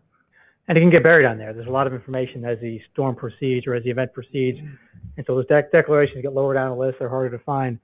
Having this sort of a capability, and I mentioned earlier, a kind of a prominently displayed SISE pass-through on the dashboard, allows you to give a snapshot that's valuable not just to those who are making decisions on who has to have the right letters, but when you're talking to senior executives, what are we doing in response to this? Where do things stand? To be able to call up this sort of information really takes a verbal presentation and makes it pop. And that matters. You get decision makers who have limited time. They need to be able to see what the circumstances are quickly in government industry, and this helps you do that. I'll tell you that this capability brings another one to mind. It's interesting. For a situation like this, we probably would not be so concerned about sharing information on the effects of this sort of an incident in the interest of public safety. We want the public to know. We want the government to know. We want them to know what their response is. In a situation like this, a railroad would have a deployed team with the state's emergency operations center working this incident on the ground at the scene. Where we get more concerned from a safety and security perspective is when you have what are good faith requirements to provide information that can result in unintended consequences. So, as an example, we operate in the rail industry under regulatory requirements built upon a Department of Transportation emergency order from 5 years ago that requires railroads to provide the routes and operations data on trains transporting high volumes of flammable liquids. So that means if a train it consists of 35 cars of any flammable liquid, or has a block of 20 flammable liquid cars together in the train, well, that's got to be the route that train uses and how often that route is used has to be provided to the states. Okay, we provide that information to the states. States get it, and in some cases, for political reasons, states were very happy to then publish those routes online or give them to the local newspapers, which they did. In other cases, states didn't want to publish it, but they had no choice because their freedom of information laws said if you have it, you've got to publish it. So our position with the government has been, look, we have no problem with that information going to state emergency management officials and emergency responders in the states. We do have concerns though when it gets published. And one of the reasons those concerns are actually based on other government sources of information that tell us you've got adversaries, particularly overseas, who see that type of a train as a potential target. Or you've got aggressive activists that look to target tracks, routes used by those trains. And so we look at it and say, why would you so neatly package your target by publicizing all this detailed information on where the train's going to be and when? The greatest strength of our industry is it's not a predictable operation. I sit right astride a rail line every day. I can't tell you what time a freight train of what type is going to go by because it's different every single day. That is inherent security strength, unpredictability in your operations. You undermine that when you package information in a way that helps an aspiration become a feasible plot. I look at this capability. Wouldn't it be great if a state got the report in this way, could pull up the routes when needed, and then they would go away? I mean, that's tremendous value. And similarly, the pipeline industry has had a reporting. You got to provide details on where the pipeline routes are. And that leads to potentially publishing those locations. And pipelines would rather not have the specifics on where the underground segments of major pipelines are. But again, if that information we provide in a way where it's available when needed, and then it's not, it avoids a lot of the freedom of information concerns. And in Canada, I'll be honest, the public has not been asking for this information, but newspapers have, and activist groups have. We've seen railroads reports on activist groups' websites because they did what the state's freedom of information law allowed, requested the information, and got it. Then they use that to guide their direct action efforts. So I see a lot of capability there as well, where you're going to meet the government interest in transparency, but you're going to do it in a way where it's operationalized. The state can have it when they need it. We've done that to a degree for hazmat response, for any type of train, where there's a derailment, accident, delay, or something. We have this app called Ask Rail, and if you put in one number of a car on that train, it will give you a report on the entire train. So a responder can see one number of a car, enter it, and gets the full consist of the train, and gets links to, for different types of materials, what the recommended response actions are. That's the way we've operationalized data. And in candor, in a situation like this, we'd be taking that sort of information and providing into this to help have a broader understanding. Here's the materials at issue. Here's what's affected by the derailment. Here's the response activity that's happening as a result.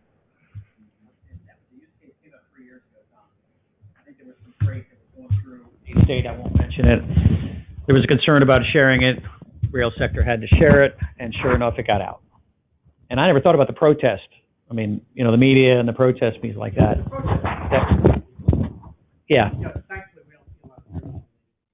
Yeah. Right. So I just made a note that that's a great use case, right? And what I like about that is it really helps the states. The states have told us over and over, they don't want to handle the data, right? And this could be a better way to do it. The SISE could be the buffer, the protector, and absorb the liability, which is a big issue, right? Because within the SISE, we have our own rules, right? For liability, basically, and we can do that. But that's a great example. I never thought about the pipeline sector as well. That's great. Greg, do you have a comment? Yeah, and you know, just from my experience, kind of on the outside, but yeah, again, it falls right into that FOIA request. But we get a lot for those type of requests for monitoring of individuals, groups, those types of things, where you know we're really not looking at the groups, but we're looking on the impacts in and around that specific area. So just there is a sensitivity that goes along with that, particularly from the DHS side.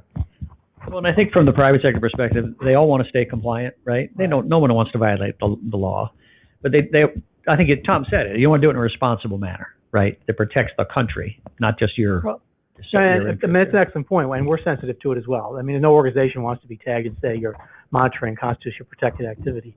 We've worked with the Department of Justice on this, and essentially we've created this. There's a line. Railroads will offer activists space to demonstrate in. You want to do it outside our offices? Please stand here. You want to do it near the tracks? Please stand here. It's for your safety, especially by the tracks. We do, however, look for communications indicating potential criminal activity, and we do monitor that. And we think that we're on sound ground there in providing information to railroads and to local police that this indicates to us that criminal activity may take place here. We anticipate this is what the activity will be. We're providing you this information for your awareness and any security measures you want to take. But it's an excellent point. This is an area that's very touchy. Yeah. And I'm particularly sensitive. You know, at times we've asked government why you're not doing more, but I understand the government position. There's real limits on what you can do there. You know, with moving trains too, I mean, if you wanted to, you could share that train position, you know, every hour or something like that. And then that little snapshot could then be shared, you know, so emergency operations can just see it pop up on their, you know, on their monitor and then go away just for situational awareness. And they could click on that train and get that the information about what's in it and stuff like that. Would be a good use case to work with. Yeah, and I think also based on the level of security required, we could do a number of different types of, you know, movement and resource what's on board. The big idea is we have a technology now wrapped in a capability and a process that's quick, nimble, fast, and it stays in control of the data provider, which is critical, right? And protects government against I won't say FOIA because I don't want to violate the law, but non-operational use, right? That's the word we use. Media, you know, people that intend harm to the public or whatever. Okay, any questions for Dave? Okay, I think we're gonna wrap up early today here.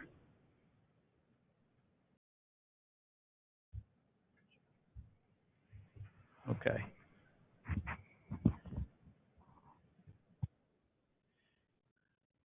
Okay. So our future initiatives for the SISE are growing. let's just say as the SISE expands, they want to do more in the cyber security. So tomorrow, we'll have a cyber security use case focused on right of boom, if you will, and how we coordinate with a cyber attack on the grid, the election system. The scenario is a hurricane during election season, Sandy, right? With social media erupting with the Russians have hacked the election, causing panic within states, right? And then with a real cyber attack on the grid, causing power outages. So that's our cybersecurity one we're working tomorrow. Active shooter, we're working with Chris McIntosh right now on a dashboard provider or data stream provider for how we get to active shooter alerts via social media. So I think that's going to be a very good one. Carla, I don't think Jeff Dorco is still on the phone, but this is his napkin drawing. This is the connecting web EOC systems with the SISE and with FEMA, right? This one is underway right now. It's being worked by the states. North Carolina is giving the code, probably $500,000 worth of code to the other states when they're ready. The other states are upgrading. They're going to connect into the SISE down here in the lower left corner, and the SISE will connect to FEMA and through the NICC. This is going to happen, okay? We're just a little resource shy at the moment, but the idea is that once, not quite yet, Jay's popped his head around the corner. We're still working on that one, but at the end of the day, we want to connect states, private, and Fed. I mean, that is, in my 16 years, that's the gap, right? Not on everything, just on a few things. And so Jeff Dorco drew this on a napkin. I made a little nicer drawing than I did on the napkin. But anyway, that's underway now. And I believe we are going to, I know we're going to probably connect in North Carolina and probably some other ones here. So we're also looking at cross-sector interdependency decision-making. So that's where we're looking to look at how do we take layers of data and become predictive in that nature so that we can get out ahead. Like Greg, what you said, hey, we've seen this before. Here's what's coming. Another one is a storm's coming from the west. What's the critical infrastructure damage in the wake of that storm? Hey, this storm is a bad one, or it looks bad, but it's not. The damage to the infrastructure could give us a clue of the future impacts. So that's an example of that. We talked about the Applied Operational Research Institute, just approved by the board. That's forming now. The first step is to form some advisors. Today's meeting is helpful on the what that we'll be focused on. And going forward, we look to work with a number of other institutes in the country. There's been a request I wanted to float here to this advisory committee later, is to do something on an annual basis, like a resilience conference. Now, is there something already going on like this already? We don't like to do anything that's been done already. Does anybody know about it? A resilience conference? Are they? I'm thinking that the idea is a regional yearly summit that would bring state, Fed, private together for 2-3 days, maybe training, maybe talk, whatever. I don't know of anything. Anybody? No? Okay. So the other one we talked about today was private sector liaison training. Persia and I are talking about that as we speak, right? But I think what came up today was the fact we bring in private sector into that. So it's a joint. We're training private and public to do that. I think it was good. When we're out with Idaho National Labs, it was DHS data validation. They're having the private sector validate some of their data, which is an easy one for this. And the last one I'll end with is, Tom was talking about protecting data from FOIA for the train movement. Well, this use case is being done right now in D.C. by the Golden Triangle District, where they have, every building has a unique blueprint, right? Where the fire panels are, where the exhaust fans, all the entrance. And they wanted to work with DC government to give that so the firemen and the cops would all know each building where that stuff is. They don't waste time trying to find it, right? Because buildings are all different. Well, they shelved the project because DC couldn't guarantee FOIA protection from those blueprints. Okay, makes sense. So they're going to use the SISE. So they drafted it up. We've had several meetings, and we're going to actually do, I think, next month. They want to come down. Chris Geldart is going to participate in it. But the idea is to create a process to use the SISE where they can post that information in the SISE, and government can come there, get it on their phone, whatever, and not have to take possession of it. This was not what we foresaw, but this is a great example. I didn't realize that FOIA protection is critical for government, right? I didn't really realize that. So that's where we kind of want to go downstream, and I'm sure after today there'll be a number of other ones as well. So let me. I'm just going to wrap up for final comments. We are one last thing is if you go to siseusa.org, this is where we start vetting people. It's free. You come in there and you get access to our mind map, which is an ever-growing pool of information and videos and stuff. And it's a great website, but you never leave the page. If you ever used a mind map, you just sit on one page and you can open and close different fingers of the mind map. It's really nice. Okay, so we're going to wrap up early today. I'm going to go around for final comment, and then our next steps, we'll get out with a final version of our report. So I'm just going to go down the line on the phone in the room, then we'll wrap up. So Karen Moe, good afternoon. I don't know if you were on for the whole time, but any final comments? We'll give you the microphone. Oh, well, thank you. We were talking about your work all day today with the RL. No, I was interested in hearing the remarks people had about the ORLs and how they fit into the whole SISE. So no, I'm quite happy. Thank you. Okay. Thank you, Karen. Ken Buell? I think you're on mute, Ken. Sorry. Okay. Mike Zappone? Yeah, Tom, great session today. Looking forward to tomorrow. I've spoken about the all hazards at the last couple of VEI, RMAG type conferences that I was in attendance to, and things are actually building. People are becoming increasingly more interested in the work that's going on here. So, I'm hoping to see an uptick in membership and people that are actually going to begin to leverage some of this great stuff. So I'm really looking forward to tomorrow. Appreciate everybody's effort today. Right. Thank you, Mike. Mike Minetti? No, this has been great. This has been really good. Okay. Very good. All right. I'll just go around the room. I'll start, Greg, on your end. Oh, no, great feedback or comments? Great session. We like the way it's all coming together. We're extremely excited, and we'll look to build off of what everything's been done to date. So. Okay. Jay, is your mic on? There you go. There you go. Is it working? Not, all right. Now we go. All right. Yeah, it takes about. No, I'd just like to build off what Greg said. I think it's been a great session today. I'm pleased to see the progression since we first thought about this idea back in 2016. I like the fact that it's progressed every year to the transition to the labs system, Homeland as well. In that part as well. I'm working with Greg and other folks to look at our data catalog across the entire CISA footprint to see where there's more value. And so as you move forward into next year, as Director Klasky emphasized, please, let us know if you have any feedback or any suggestions. We want to be a organization that helps work with the private sector and our partners to help with the value that we can add to our stakeholders. Okay. So again, thank you. Great. Thank you, Jay. Jim?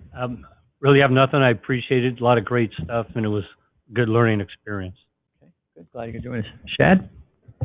Oh, no, today was great. It was great to be with people kind of with the like-minded kind of thoughts. I know Doug and I were going back and forth, and a lot of stuff that was said today is stuff that we talk about, him and I were reading. So it's encouraging to see that we're not the only ones. Okay. Carla? It's great to hear great thoughts, and it's super important work. We see cyber, bigger hurricanes, and more people at the shore, so it's just critical work. Okay. Thank you. Okay. Chris? Thanks for having us. I really enjoy the work with this group because I feel like it really is, the All Hazards Consortium is, and I've told Tom this many times, uniquely positioned to solve these problems because it's got a foot in both sides. And so it's sometimes it's the right person, the right people at the right place at the right time to solve these kind of problems, and I think that this group is that. Okay, great. David? Not many times do you see a federal government investment like in the Small Business Innovation Research Program come together to really address operational needs and really be embraced like it has been. So it's awesome to see this progress, and we're just itching to dive into these use cases and really get things moving with the new institute and all that kind of stuff with the labs. Okay, John? Yeah, I work with this stuff every day, and I think I learned something, face to face, from the presentations. Tom, what's funny about the whole thing, though, is, I spent 6 hours here today, and in 10 minutes, sidebar discussion with Jay, I find out a whole, other path that he was leading us down, that apparently I'm a little slow on the uptake and I never could figure it out. So. You gotta be fully caffeinated to keep up with Jay. His brain goes a mile a minute. So anyway, but I appreciate the day. Thank you. Very good. I was trying to find Kent, but I think Kent's on a call and I think Tom's on a call. So respectfully, we won't wait for them. We're gonna adjourn the meeting. So thank you all on the bridge for staying in there with us. We're gonna end early today. Tomorrow we start at 9. Oh, here you are, Tom. We're looking for final comments. Give you the microphone. My final comment is, if you want a good example of operational resilience, look no further than the Washington Nationals. Amen. How a team could be facing elimination 5 times, trailing on all 5 of those games, come back and win, lose all 3 at home, somehow win all 4 on the road, beat the best pitcher in the league twice, beat a guy who hadn't lost since May. Yeah, I think we need to go get a lesson from them on how we can use their data plan to make all that happen. They call that resilience. That is true. So tomorrow we'll start at 9, and we're planning our annual meeting next first quarter. We moved our final meeting into the first quarter. So stay tuned. We got a lot to talk about from today with the SISE Advisory Council. But anyway, thank you all on the bridge for hanging in there, and thank you all for attending today. This will conclude our meeting. Thank you. Okay.